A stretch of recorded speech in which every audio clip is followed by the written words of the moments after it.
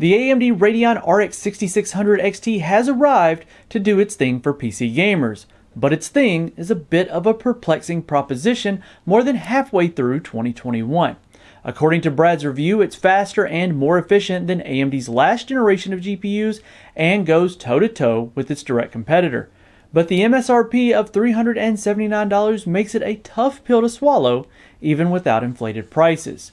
Now, to really get to the bottom of this proposition and provide some perspective, we really need to discuss the target resolution and audience. We also need to cover where things were, where they are now, and what the future could hold. Now, I'll explain the 6600 XT's place along the way. Now, let's get right into it. Now, whether you call it Full HD, 1080p, or refer to it by its pixel size of 1920 by 1080, it's been well over a decade since the 16:9 ratio resolution took hold of the TV market. Those flat panels then subsequently dominated the PC space over the then popular 16:10 aspect ratio panels. It was also so popular of a resolution that it became the standard across most anything with a screen, from TVs to computers and even phones. It was the resolution and aspect ratio to have. And here, all of these years later, it's still by far the most used, sold, and obviously owned panel resolution on the market. Even Steam's hardware survey, which admittedly isn't the last word but is a good reference point, shows that at the time of this video, 1080p holds a 67.2% market share. While that may be down a little bit, the next closest resolution is indeed the popular resolution for enthusiasts. 1440p sits at 8.5%, while 4K lags behind at 2.26%. And with Full HD being the reality for most PC gamers, despite cries that 1440p is the new standard, it's quite clear that 1080p has a stranglehold on the market. And for good reasons too. Panels that run that resolution range from a really affordable and nice 75Hz models with TN panels all the way up to premium 360Hz IPS panels that cost well over the $500 mark. But the real joy here is the 144 to 240 Hz range for around the $200 to $300 part. You see, 1080p isn't just easier on the wallet, it's a bit easier on the rest of the system as well if you want a good, solid, long-lasting gaming PC. Of course, it can also become a wallet-crushing, bleeding-edge chasing affair as well if you want the best of the best. And that's what brings us here today, to discuss the RX 6600 XT and its place in the current landscape and lineup.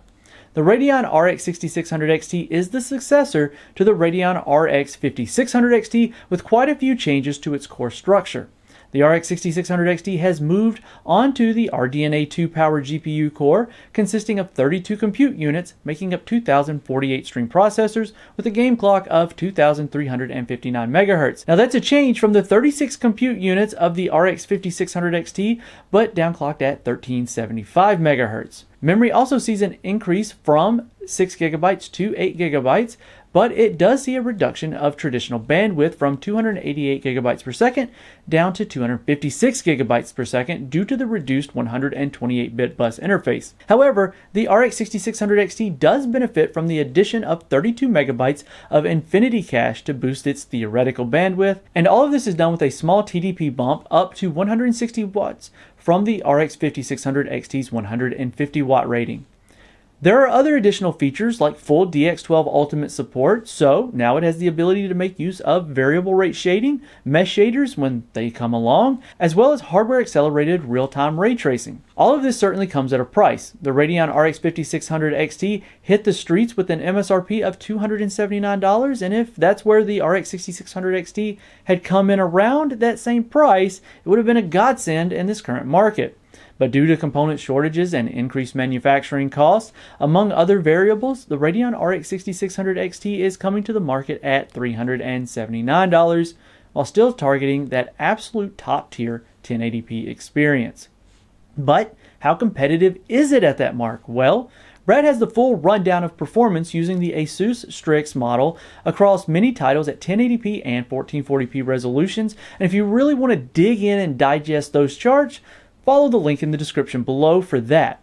Now, AMD's own slides put the RX 6600 XT in a very favorable light against the NVIDIA GeForce RTX 3060, which has an MSRP of $329. But the GeForce RTX 3060 Ti has an MSRP of $399, making it only $20 more than the RX 6600 XT. And if you look at things in a bubble and ignore the 3060 Ti, then yeah, the RX 6600 XT looks pretty impressive.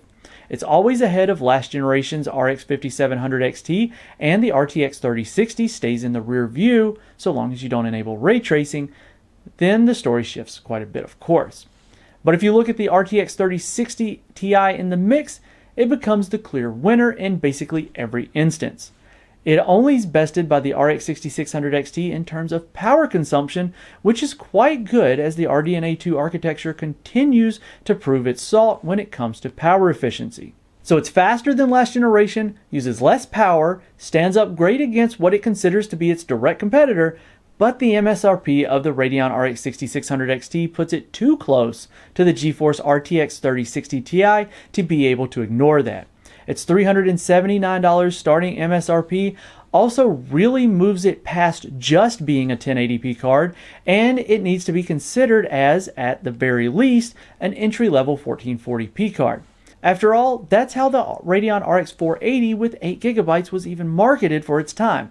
A spectacular 1080p card that had the chops to move you on to the 1440p world, all for around $250 at the time.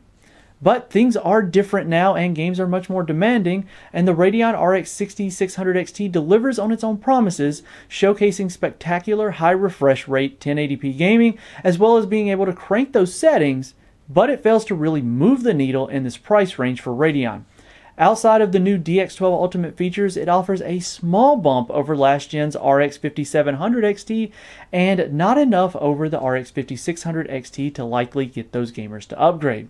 So who would be in the market for this card?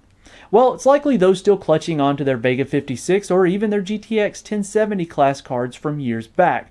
Now, this is the price range that they spent last time, and if they're still on a quality 1080p panel, then they'll get a nice performance boost and a large power consumption reduction, especially for those Vega users. But with availability getting better and prices coming back down, the reality for the team over at Radeon might find themselves in a hard spot trying to convince gamers to go for the RX 6600 XT if the RTX 3060 Ti is sitting so close on the shelf. Well, that's been my take on the Radeon RX 6600 XT and the place of 1080p gaming. If you want the full review from our very own Brad, be sure to hit that link in the description below. And as always, if you enjoyed this video, be sure to hit that like button and make sure you're subscribed here at PC World for even more PC hardware goodness.